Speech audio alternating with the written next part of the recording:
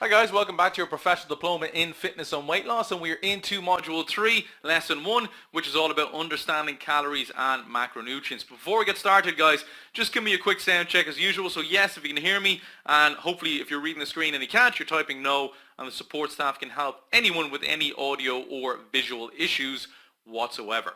So let's continue guys. So we are into module 3, as I said. We are 50% of the way there to your EQF level 5 qualification. Module 3, module 4 to go, and once we complete all our module assignments, that will equal your EQF level 5 professional diploma in fitness and weight loss. So guys, huge steps taken so far. Another 8 weeks to go, and then we have our qualification. Let's have a quick look at what we're going to look at in this module. So the module 3 core subjects are mainly about nutrition guys. We're going to be looking at calories and macronutrients and understanding them fully. We're going to be looking at meal planning in lesson 2. In lesson 3, we're going to be looking at pre and post workout and nutrient timing, and then we're going to be looking at adjusting your meal plan as your body changes or as your results or desired results changes long term. Okay, so there are core subjects, and on our practical lessons we'll be looking at how to practically put together meal plans, track calories, and also some more workout and programming in there to match your nutrition. And today's lesson we're going to look at basic sports nutrition. So we're going to look at calories and macronutrients. We're going to look at how to track calories effectively, and then we're going to look at the calories we need and the macronutrients we need for fat loss and muscle gain, and how it works with our strength training and our cardiovascular exercise. So guys, let's get stuck in. You know me guys, I always like to compare our bodies to a car. I always say take care of it like a car that you want to last for 50 or 60 years, because you know, we got to keep our engine running good, our body structure in good shape, and maintainable for a long time. But let's think about this for a second. Would you expect to run a sports car with low quality fuel? Would you expect to run a sports car in low quality fuel? Because in the foundation course I obviously do talk about, you know, taking care of our body, taking care of our car for life. But when we're talking about actual nutrition, when we're exercising, when we're training, now we're talking about a sports car. Now we're looking at optimal performance down the line. Now what do we need to do, not just to stay healthy, but also get optimal recovery, optimal performance, and really just optimal feeling great every day. That made no sense, but yeah, you know, you get the drift. Waking up every day feeling good. Okay, so let's have a little breakdown of, you know, what I mean by that. What I mean by that is food is your fuel. You have to provide yourself with good quality fuel. And so many people cut their calories too much and give themselves low quality fuel and then wonder why they don't see results. Now, let's look at how our body actually uses those calories we give them, okay? Because so many people restrict too much when they're trying to get in shape, and they end up losing shape, losing muscle, losing fat, and then into a yo-yo dieting structure, okay? When it comes to our body, and when it comes to energy expenditure, only 30% of your calories are being used by the body as energy. Only 30%, as in, you know, your activity level, as in your workouts, you're moving around, you're walking, you're running, you're strength training. At most, that accounts for 30% of your overall calorie burn.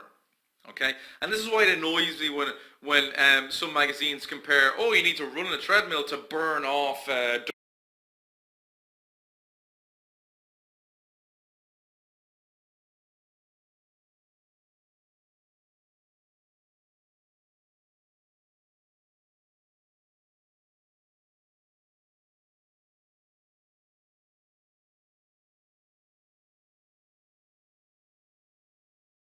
donut or something like that for an hour. Look, we don't need to burn off anything. We need to get the balance right. All right. 70% of the body's processes and repair of muscle and tissue. 70% of the body's process and repair of muscle tissue are using 7% of your calories. Sorry, the other 70% of your calories are being used by the body's processes and repair of muscle and tissue. Joe saying, are the summary notes for MBM lesson 4 available? Yeah. No, they're not, Joe, because I'm updating them so they look much better and they have much better breakdowns on them, so I will have them tomorrow. Essentially, I'm updating the whole semester. I'm updating the foundation course summary notes. I'm updating the advanced summary notes so they're just clearer and much better and much more useful, because previously, to be honest with you, I wasn't happy with them, so I'm updating them. So they will be a little delayed in comparison to the slides because they take me a lot more time to do. I've got to sit down, put the right information and lay them out nicely. But good point, and sorry I did not mention that. Anyone looking for those summary notes, they will be available tomorrow is the plan. And then guys, we know that those who have predominantly healthy diet and regular training routines have faster metabolism, have better energy levels, are in better shape than sedentary people with poor diets. We know that, okay? We know that for a fact. So let's get stuck into the big elephant in the room, the mystery that seems to surround every single diet I've ever seen in my life before I understood nutrition and sports nutrition, and that's our calories and our maintenance calories. Now, to be very specific about this, the World Health Organization guidelines recommend that for a standard sedentary man around between kind of 20 and 40, you should be consuming no less than 2,400 calories to maintain your weight. And when you're maintaining your weight, you're maintaining your muscle mass, your body fat, your water, all of that kind of stuff. And no less than 1,800 calories for a woman to maintain your weight, to maintain your muscle, your fat, your body shape, everything. Okay? So they're the amount of calories that we need to intake. Now, 50% of your calories have to come from carbohydrates. All right? So that's 1,200 calories for men and 900 calories for women. You really don't need to be afraid of carbohydrates. You don't need to be afraid of potatoes or rice or pasta or oats. 1,200 calories and 900 calories is a lot of calories when it comes to carbohydrates. So you can have actually fairly good portion sizes of these with your meals and give yourself the right amount of energy. Proteins should take up to 30% of your calories, so that's 720 for men and 540 for women. Again, we can have good large portions. If you think about a chicken fillet is about 125 calories. So, that's about 5 to 6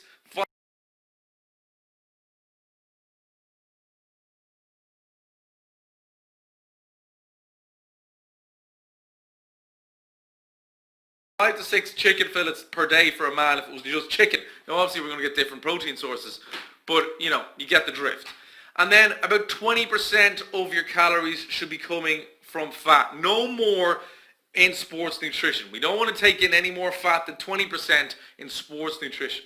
Why am I talking about sports nutrition? Because we are exercising, we are training, we are trying to change the shape of our body. It's completely different to standard nutrition, which I'll go over a bit later on. So, as I said, 50% of your calories from carbohydrates, 30% from protein, and 20% from fat. All right? There's the numbers. You do not have to be afraid of carbohydrates or protein or carbs or portion sizes in general. That is a huge amount of food, and I'll show you later. Even less than that, even fat loss calories, if you get it right, is actually a lot of food. All right? Now, let's talk about protein, carbs, and fats. Let's talk about our macronutrients. Let's talk about the requirements and why we need them. And let's really understand once and for all why we shouldn't be cutting our carbohydrates to nothing.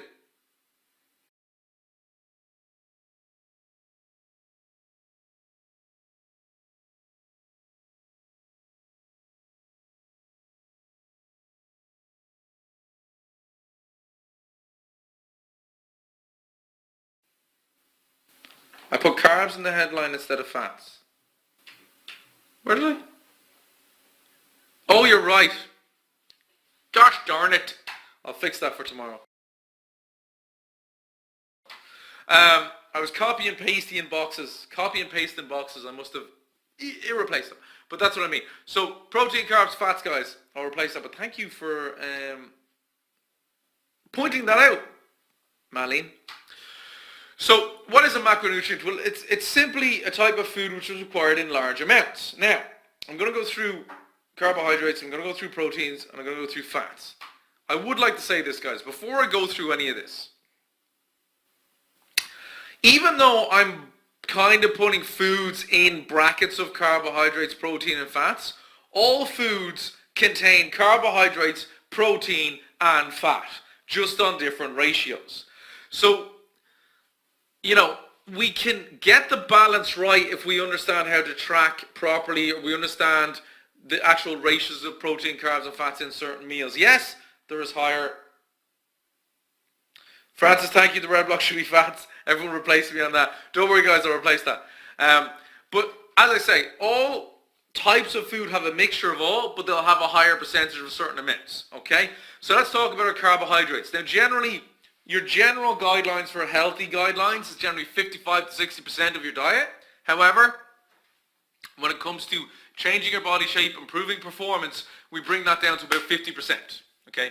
We bring that down to 50% because we're going to increase our protein intake, so we're going to reduce our carbohydrate intake. So 50% when we're talking about sports nutrition, increasing fitness and changing body shape.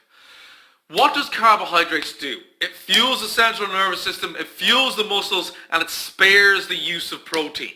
We want protein to do its job. If we go too low on carbs, then we end up breaking protein down as energy, and we're not going to use it for the purpose that we want. All right? So, we have to get our carbohydrates in. Most of the calories we're going to be getting our carbohydrates in will be starch carbohydrates, which are the ones you're all afraid of. Whole grain rice, quinoa, couscous, pasta, bread, potato, corn, fruit, and then our vegetables. Okay? Then our green veggies and cruciferous vegetables like broccoli and cauliflower and things like that. There are carbohydrates, guys. Okay? Now, carbohydrates are classified into what are known as simple, which are sugars, and complex, which are starches. Now, most of our calorie intake from carbohydrates is going to be made up of starches. It is going to be potatoes and rice and pasta and barley and all that kind of stuff. And then, a percentage of maybe 30% is going to be the rest of the veggies. All right? This is our chief source of energy for all bodily functions, including muscle exertion. We store carbohydrates in the muscles and in the liver way before we store them as fat. All right, way before we store them as a fat. And if we're in a calorie deficit, we can have plenty of carbohydrates, and we're in a calorie deficit, we're never going to store them as fat. All right? So you don't have to be afraid of them. They also help regulate digestion and utilize fats and proteins when we're using them properly. And we do deplete our carb stores. Thus, if we don't replace them, it will create cravings for this macronutrient. So when people go too low carbon diets, when they go much too low carbon diets, that's when you see cravings sneaking in. Please give us options of low GI gluten-free carbs. Don't worry, I'm going to get into that. I have that down the line. I think I have a slide on it. I should have a slide in it. I was editing it earlier. Let's hope I still have it. If not, I will talk about it. Gluten-free tends to be, oats are gluten-free. Brown rice is gluten-free. Once they're actually processed once they're packaged in a gluten-free factory, there is no gluten in rice. There is no gluten in oats. I'm not sure about barley. But I know rice, potato, sweet potato, normal potatoes, no gluten. Oats is no gluten. Legumes, which is a mixture, is no gluten. So there's a load of gluten-free options. Really, the only gluten-y options, Renat say no barley has gluten. Oh yeah, see, this is the interesting one. I wasn't sure about that. Obviously wheat. Oh yeah, wheat and barley. Wheat and barley have gluten, but it's a good one, Randy. I must throw up a slide on gluten-free. Now, then again, though, gluten-free really should only be used if you're celiac. If you're not celiac, there shouldn't be a problem unless you're having just a lot of processed carbs and you become a little gluten intolerant. Oh yeah, okay, you're celiac. That's no problem whatsoever. Oats have gluten. Jackie, oats shouldn't have gluten unless generally oats will only have gluten if they're processed in a factory with wheat. So there's a chance of cross-contamination. But oats shouldn't have gluten in them at all. Um, but I'll double check. I'll double check as far as.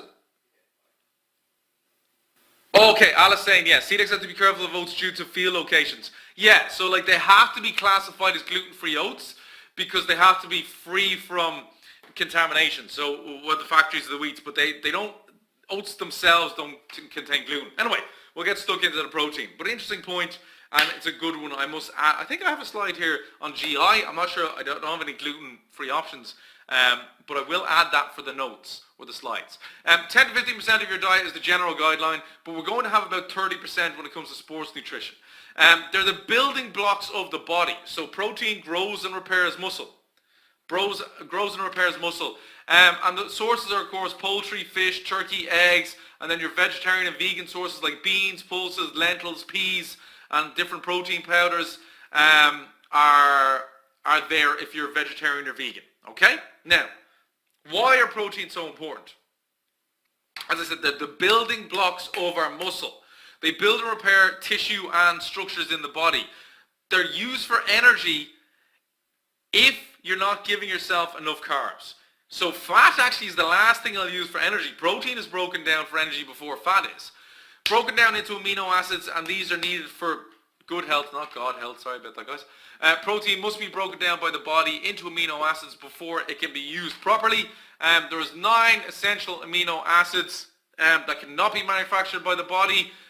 So you have to get them from food, and there's 10 non-essential, which the body basically gets them. Now, if we get it right, we get a positive nitrogen balance. Alright? And that's what we're looking for, and I'm going to explain that in a little more.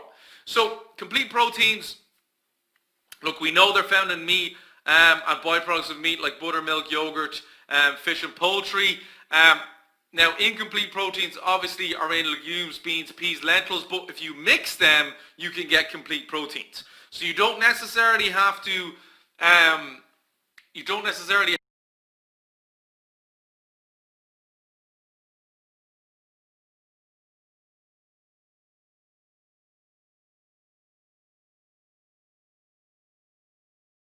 obviously start eating meat or getting, dairy products if you're already vegan or vegetarian. But you have to make sure that you're mixing a number of your protein sources if you're vegetarian to make sure you're getting complete protein.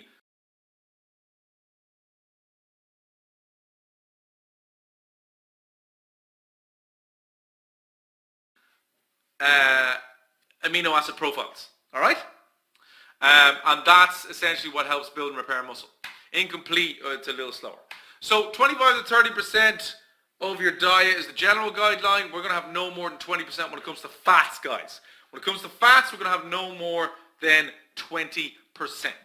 All right? Why? We don't really need any more. Carbohydrates, protein do the job. I know there's a lot of popularity when it comes to high-fat diets, ketosis diets, and all that kind of stuff. But personally, they're just very unrealistic in today's society, and they're a bit too restrictive. So if you want to go out and drink alcohol, or if you want something sweet, and you're on a high-fat, low-carb diet, like something like ketosis, it's going to be very, very hard to stay consistent and follow it long-term. And for me, you have to be able to follow something long-term. What do fats do? Well, they carry important vitamins, A, D, E, and K. They cushion and protect organs, and they're also essential for growth. They do help protein. Again, they're protein sparing, and they're a hunger suppressor. Now, I will point out that fats are mostly in meats, nuts, and seeds already. All right? So we don't necessarily have to be adding fat to our diet most of the time, especially when we're only getting 20% of our calories from it, because we're going to naturally get it through our foods. So I wouldn't be adding lots of fats. I would be very careful with nuts and seeds and nut butters and avocado when you're trying to lose fat, when you're actually trying to lose weight, because they're too high in calorie and they're too easy to overeat in. I told myself back when at the gym and hear people talking about going on about ketogenic diets.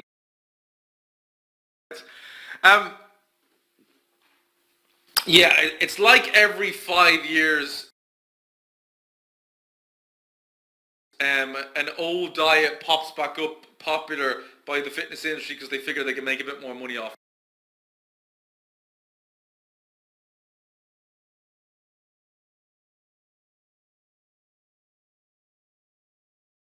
And it usually comes from a gym or a personal trainer. Sources: nuts, seeds, fish, avocado, olive oil, and of course meats and poultry.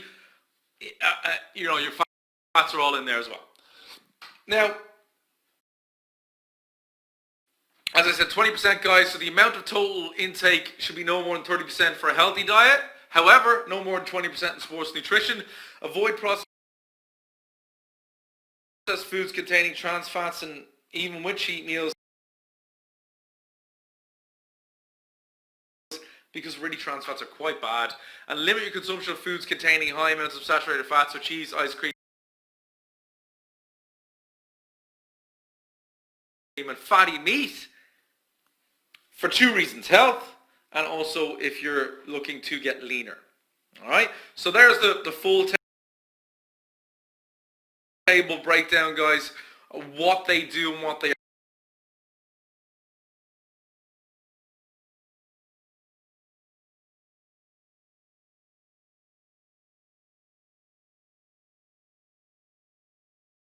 We just went through all that. So 50, 30, 20 is our sports nutrition breakdown. 50% carbohydrate, 30% protein, and 20% fat when it comes to athletic development, increasing fitness, and changing body shape. Is a ketogenic diet really useful? The only time I have heard a ketogenic diet being useful was in, I think I read a study where they found ketogenic diets quite useful in treating epilepsy. That was it. That's the only time I've seen it specifically used to do something. So, my opinion on them is they're unrealistic these days.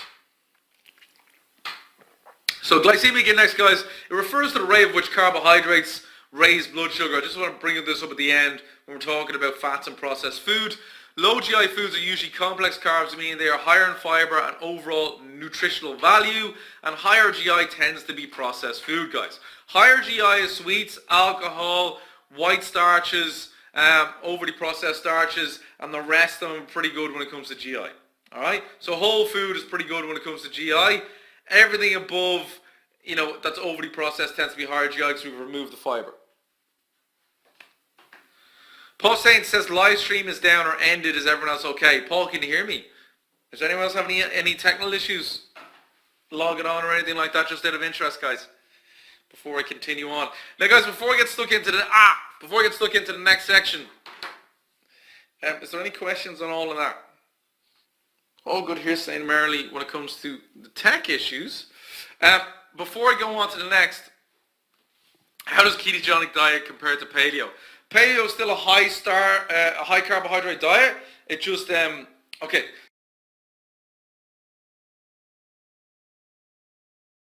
I'll clear up a couple of things. Paleo diets don't exist. The idea of a paleo diet is eating of the things we ate as cavemen in the Paleolithic era, is essentially baloney. All right, it's baloney. Okay, back then was even before farming, so there was wild versions of essentially we had no legumes and nuts really. They were eating wild versions of things like broccoli and starchy vegetables, which were nothing like the farmed versions which we have tailored to taste. And they would eat large amounts of meat in the winter and very little and eat seasonal. It just doesn't exist. This idea that it's loads of meat, loads of veggies and low in starch, it's fake. All right, it's literally invented by a couple of guys who came up with it. As for ketogenic, listen, they in the medical field, in the weight loss field, in the health and fitness field, they keep testing it. My opinion is it's not maintainable in society today. If it's not maintainable today, what's the point? You're surrounded by starch carbohydrates. So if it's impossible to adhere to, what's the point? Is less than 60 low GI? Yeah, generally kind of less than 60 is considered moderate to low. Over 60 is a little higher. Really over 70 is a lot of the processed food stuff. So That's it. Okay, let's talk about calories, guys. Let's talk about calories. Melanie saying it also, prehistoric people had slightly different genes. Now we can process meat, etc. efficiently. Oh yeah, completely different. Like, we've evolved to the food we eat. Like, we farmed food for 10,000 years. For 10,000 years we farmed food. So, I mean, we've literally tailored it to taste. Like, broccoli now is completely different to broccoli in the paleo era. Let's talk about tracking your calories, guys. Now, fats are 9 calories per gram. Carbohydrates are 4 and protein are 4. That's why you have to be careful with your fats, because you're getting double the calories in the same portion. All right, double the calories in the same portion of fats. And then alcohol is 7 calories per gram. Again, that's why you have to be careful. Alcohol, nearly double the calories of our standard food, and then alcohol will have a negative effect on metabolism. Now, do I believe you should count calories for life? No. Do I believe you should count calories until you understand what portion control is and portion sizes are in all of those things, and until you understand how to eat properly for your own life, as in how much processed food to whole food are you eating, all of that kind of stuff? Yes, I do. I think calorie counting is very, very effective. My favorite app is, of course, MyFitnessPal. It is the biggest app worldwide. It's free on most smartphone applications. It can track your macros, your calories, and your nutrient intake.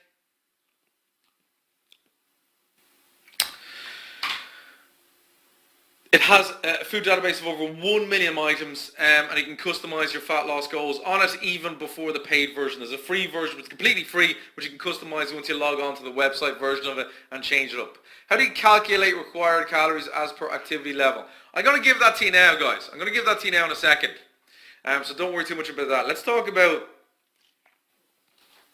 when you set this up, completely ignore what the calorie guidelines are on this. You're only using this to track your overall calories and macros. Completely ignore their calorie guidelines, because their calorie guidelines are essentially by sedentary people who aren't exercising, and they'll give you 1,200 calories if you're a woman, and they'll give you 1,600 calories if you're a man, and that's way too low. Alright, it's way too low. Now, when it comes to tracking your calories and macros, well, especially calories, aim for a weekly calorie surplus or deficit, not daily. All right? You have to aim for a weekly calorie surplus or deficit and not daily. This is where people get it wrong. Okay? You need to be able to create a deficit of 3,500 calories over 7 days to lose 1 to 2 pounds of fat and water, right? So 1 to 2 pounds, 3,500 calories per week. So if you create that deficit in 6 days and you eat up that deficit in 1 day, all you've done is balance your calories. So you have to track it over a week, not a day. It doesn't matter daily, because if you go wrong one day, you can adjust the next day.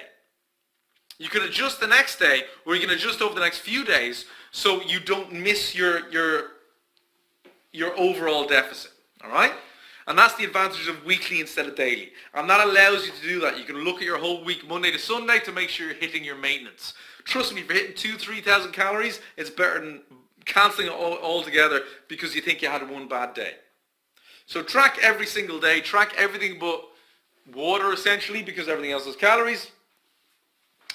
And start to learn really about what your portion control is. It will give you a breakdown of your macronutrients, so your protein, carbs, fiber, sugar, fats. And then you will see your macronutrient ratio. Now guys, that's very similar to what I just gave you, isn't it?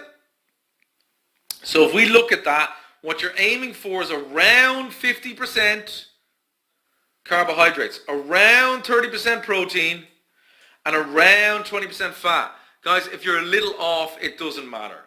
If you're a little off by a few percent, it is no big deal. Once your protein is 30% or over, and once there's not a huge difference in these, and once you're still creating your deficit, your surplus, that's okay. But we're aiming for around 50, 30, 20. All right? You understand? We're aiming for around 50, 30, 20. Are Fitbits accurate for tracking how many calories are being used per day? No. And I'll tell you why, Phil. You can wear a Fitbit all day, and if you're having a particular busy day, when I was a personal trainer, it used to tell me I was burning 5,400 calories per day.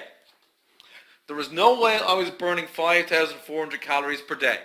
The formula that watch was using was for a sedentary population person who may be not used to being as active as I was, 11 hours a day, walking around the gym floor. And it was overestimating my calories because I was very, very fit. All right? There's a couple of interesting studies, but one study they did is they compared sedentary population to this tribe in the middle of Africa who were on their feet pretty much 12 hours per day. And they found that the tribe in Africa were burning no more calories per day than the sedentary population. Or they were burning like a little more, but not much. And the reason being is only 30% of your calories are being used by your activity. 70% of your bodily processes.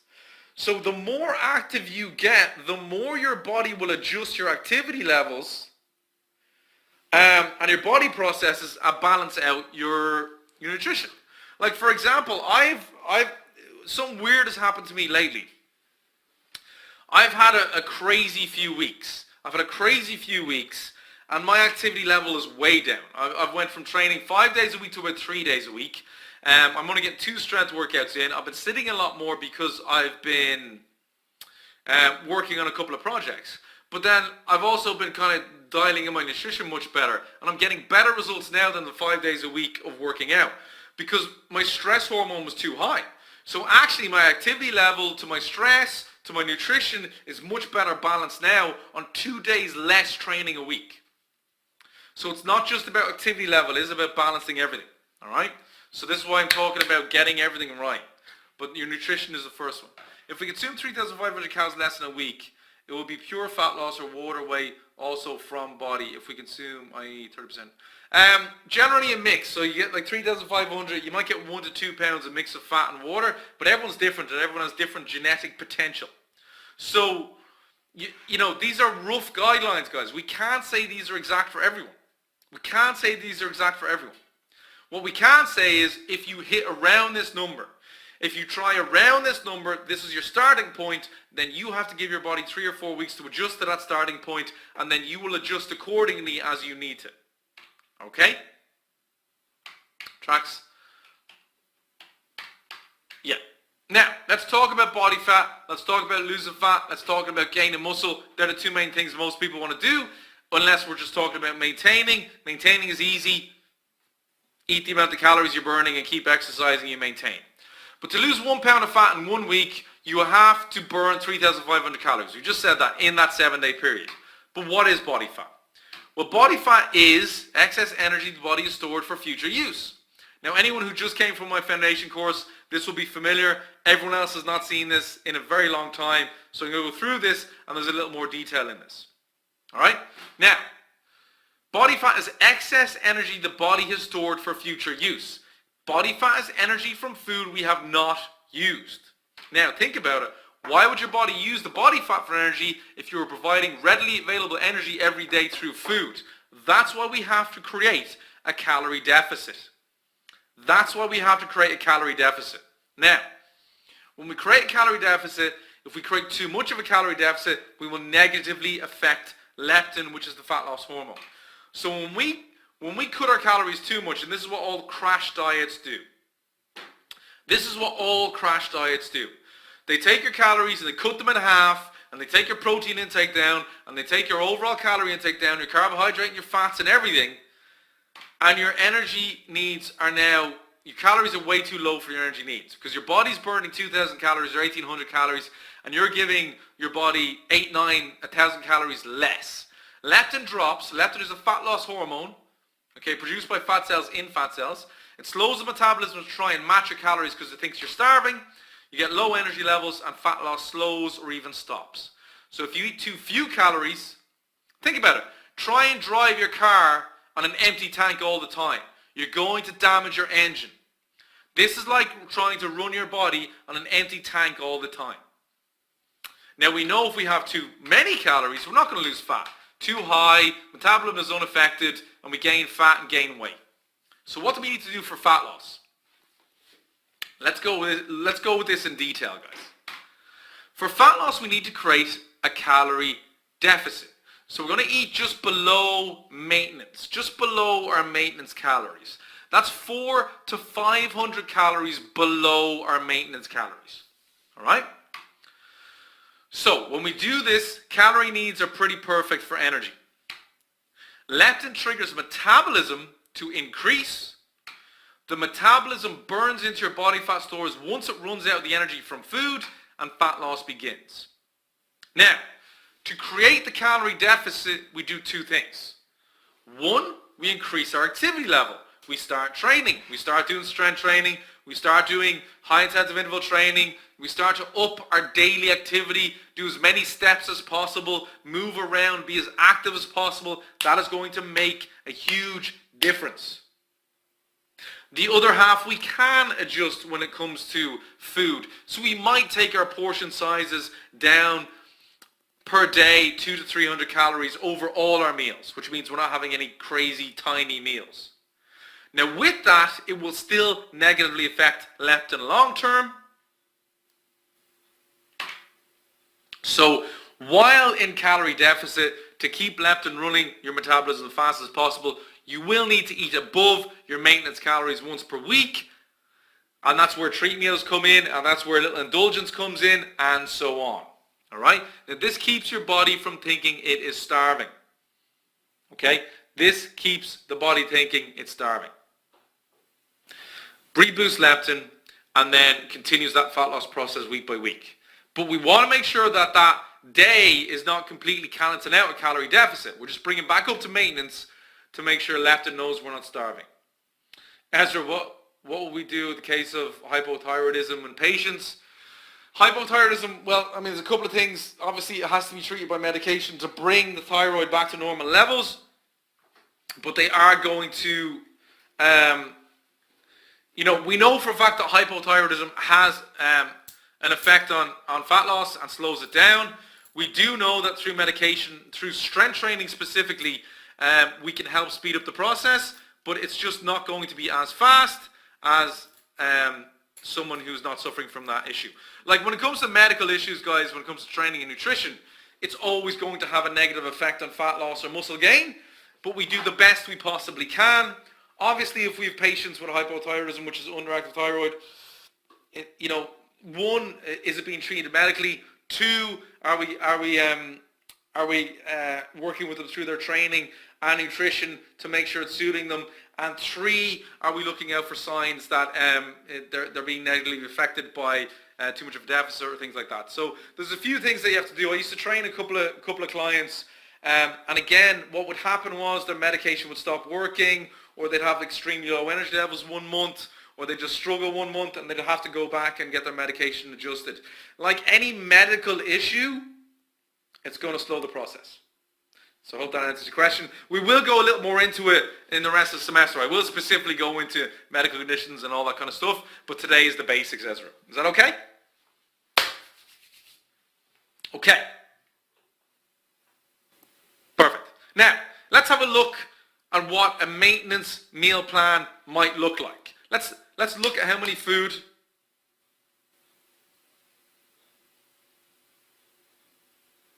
Merrily saying I have my thyroid burnt out and taking replacement medication, and I know what you're saying.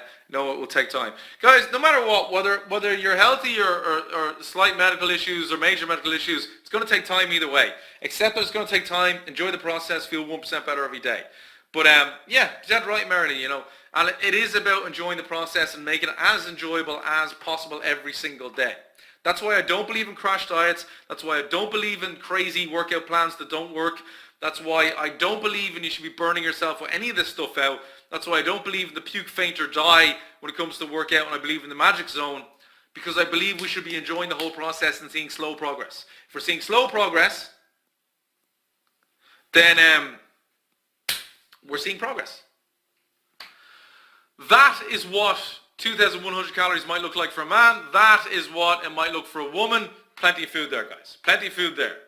Okay? So if we look at that, okay, big bowl of porridge, big giant bowl of porridge, protein porridge, peanut butter, it's about 550 calories. We got salmon fillet, about 250 calories. We got about 180 calories worth of rice, and then loads of veggie, a little bit of apple there. Lovely lots of food. We've got a Thai green curry, guys, around 550 calories, good portion of rice in there. And then, of course, apple, actually I think that was more. I think that I worked it out to about 700. And then, of course, you could throw on top of that a little bit of protein supplementation if needs be. Okay, for a woman, what's the differences really? Well, you might go a little lower carb maybe at lunch, so you might have less carbohydrates, or you might just have a smaller portion here and add the portion here, and then your fruit might be a little more less in kind of calories, so berries, antioxidants, stuff like that. That works good. So Jonathan, is there an easy procedure to calculate calories, proteins and fats? No, there's no real easy procedure, John, other than starting to track the food that you eat with something like MyFitnessPal. Because all food has protein, fats and carbs. So you can't say for exact 100%, you know, if I have 5 apples and 4 chicken fillets, and it just doesn't work like that. So if you start to track with something like a calorie tracker, with MyFitnessPal, you will start to see, you know, essentially each food will show you how many carbohydrates, how many proteins, and how many fats are in it. So what you can do is you can start to adjust the foods. You can increase your carbohydrate intake if it's too low. You can lower your protein intake if it's too low. You can raise all of your portion sizes if your overall calories are too low but your macronutrients are right. But you have to just start tracking it. I have no idea what way you eat. I have no idea if your protein intake is 10% or 15% or 20% or 30% of your calories. I have no idea if you're getting all your calories from processed food. I have no idea if you're getting all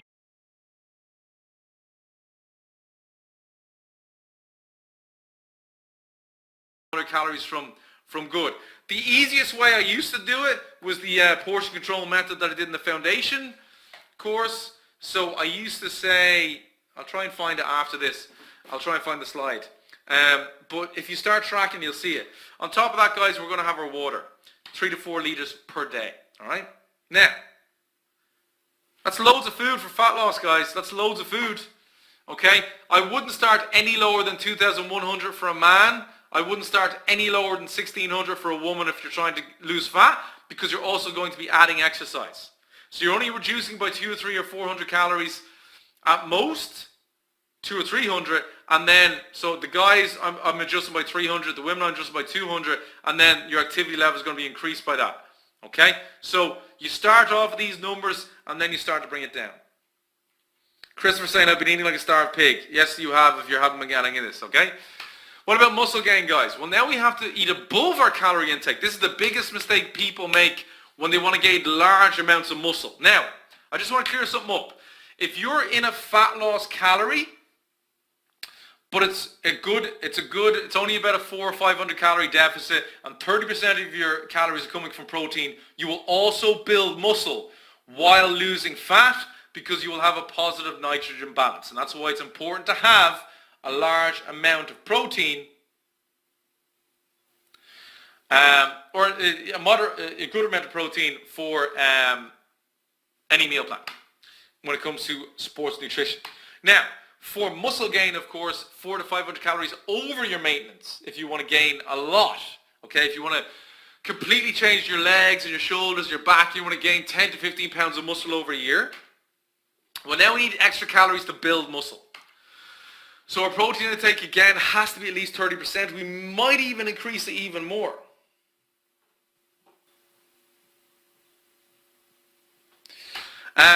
Positive nitrogen balance is created, and muscle gain begins as well.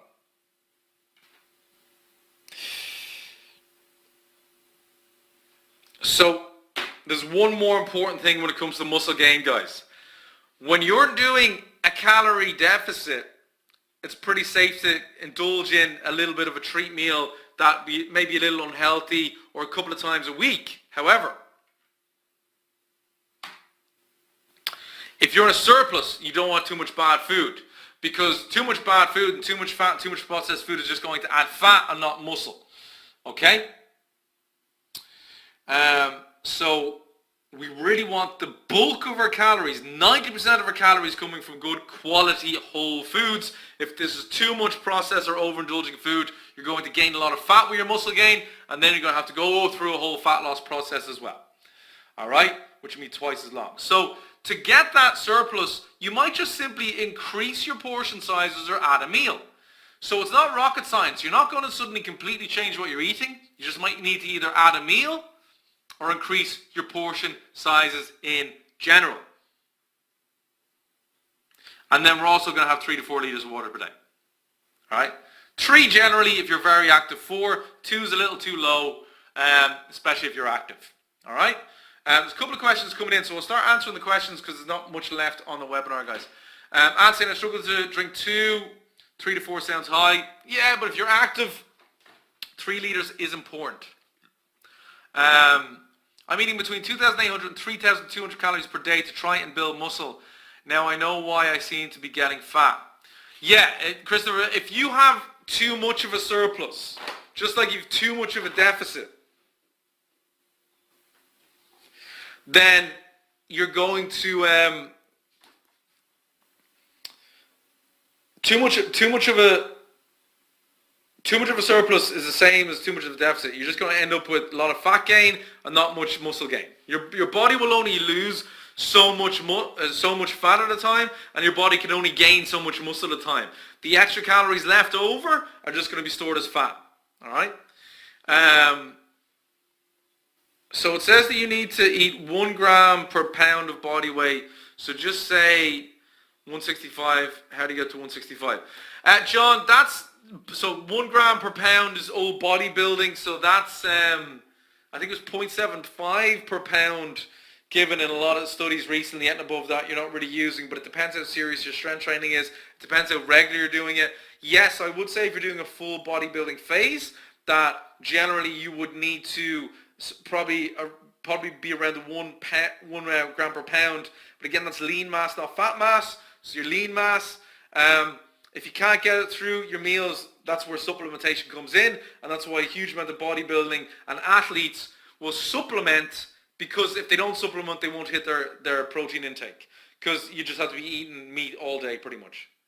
How do you get positive nitrogen balance? Ryan, it's essentially to do with getting enough protein intake. So the right 30% of your protein and balanced amino acid profile. But I will go more in depth into it in the next few webinars. But essentially, to make sure that you're getting a full amino acid profile and you're getting about 30% of your calories from protein will create a positive nitrogen balance in the body.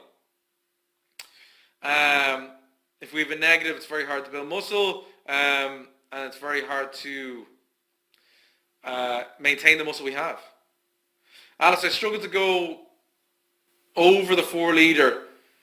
You wouldn't need to go over, but 3 to 4 liters.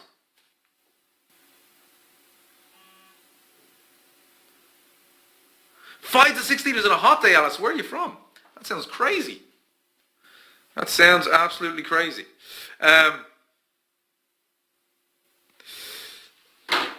Okay, guys, just getting into my point here. If you can't hit a couple of people asking how do you hit your protein intake if you're using over 30% of your calories from protein, say 1 gram per pound, well then you're going to use supplementation. So it's for athletic performance. If you can't get it from food, so very few supplements work. The things that do work should only be used when you really have maxed out on your food. So protein powders, creatine, and fish oils are the 3 main ones being used. And zinc and magnesium help aid sleep. Guys, I will say this. When it comes to all of those things, creating a deficit and a surplus and maintenance, you should be going by the 80-10 or 90-10 rule. Okay? Start 80-20, 80-10. Misspellings all over the place. 80-20 rule, guys. 80% of your diet should be focused on healthy foods. 20% of the time you'll get away with a little bit of overindulgence. Always aim to maybe get to 90-10 eventually with your lifestyle, but 80-20 is a pretty good rule for everyone. This is the ultimate goal when it comes to whole foods versus processed foods, guys. And then lastly, guys, cheat meals, cheat days, I've said it. Okay, cheat days will hinder your progress. You'll either gain way too much fat when you're building muscle, or you'll simply cancel out your deficit when you're trying to lose fat. Cheat meals will hinder your progress if you're having 3,000 or 4,000 calorie meals. So rule 1, track your calories for your cheat meal. Know what you're having. You're only bringing your calories up to maintenance, maybe slightly above on 1 day a week for fat loss. Even with indulging with the days you're indulging on a surplus, I'd actually go more towards maintenance to make sure you're not putting that on as fat. And then rule 1 again. What was I doing when I was writing this? Plan every cheat meal accordingly, guys. Once a week. Once or 2 times a week. So into our Q&A. Is essential energy required formula good method for calculating required calories for sports persons? As in, there is a couple of, I'm going to go through working out your calories specifically on sedentary, active, kind of moderately active the next day, or the next couple of lessons. However, I will say this. They're still only guidelines. And they're still only going to work around guidelines of your lean mass. A lot of people don't take their lean mass into account. Generally, I go with your average heights